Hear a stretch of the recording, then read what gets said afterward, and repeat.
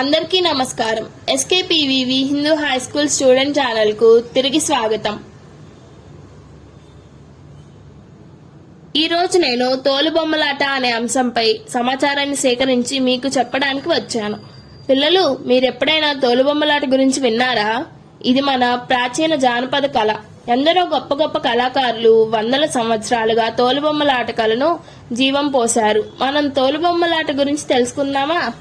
90 ఆమళ్ళైనా వెళ్లి తోలుబొమ్మలాట చూడాలి అనే ప్రాచీన నానుడి వలన ఆనాటి గ్రామీణ జీవితాల్లో తోలుబొమ్మలాటకు ఎంత ప్రాముఖ్యం ఇచ్చారో తెలుస్తుంది. తోలుబొమ్మలాట క్రీస్తుపూర్వం 3వ శతాబ్దం నాటికే తెలుగు ప్రాంతంలో ప్రచారంలో ఉన్నట్టు తెలుస్తుంది. మన ఆంధ్రాలో తూర్పుగోదావరి, వైఎస్ఆర్, కడప, అనంతపురం, శ్రీకాకుళం, విశాఖపట్నం జిల్లాల్లో తోలుబొమ్మలాట కళాకారులు ఉన్నారు. మహారాష్ట్ర నుండి వలస వచ్చిన ఆర్య కులస్తుల నుండి ఇతర కులస్తులు దీన్ని నేర్చుకున్నారు. తోలుబొమ్మలాట తయారీలో జంతువు చర్మాలను ఉపయోగిస్తారు. ఇవి అన్ని కాలాలకు అనుకూలంగా ఉంటాయి. తోలుబొమ్మలు 1 అడుగు నుండి 4-5 అడుగుల ఎత్తు వరకు తయారు చేస్తుంటారు. ప్రకృతి పరంగా దొరికే మోదుగ పువ్వు, బంక, దీపపు మసి వంటి సహజ సిద్ధమైన రంగులను తోలుబొమ్మలకు వాడటం వల్ల వాటికి ఎటువంటి హాని జరగకుండా ఉంటుంది. బొమ్మలను తెరమీద ఆడించడానికి అనుకూలంగా వెదురు బద్దను బొమ్మ మధ్య భాగంలో కడతారు.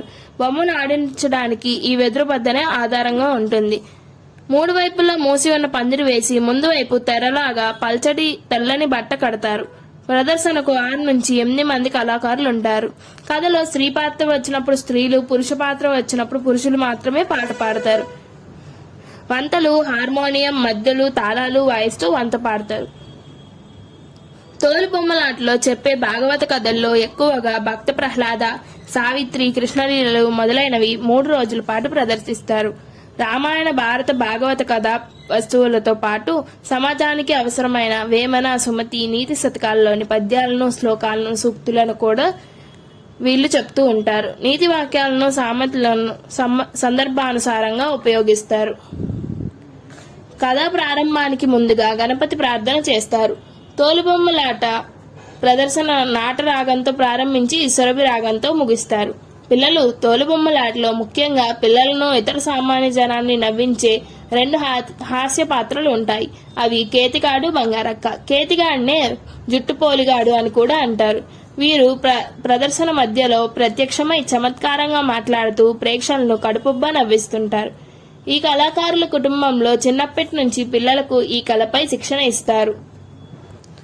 తోలుబొమ్మలు తయారు చేయడం వలన వాటిని ఆడించడం, పద్యాలు, పాటలు, గానం, సంభాషణలు, పలికే తీరు తదితర అంశాలపై తర్ఫీదునిస్తారు.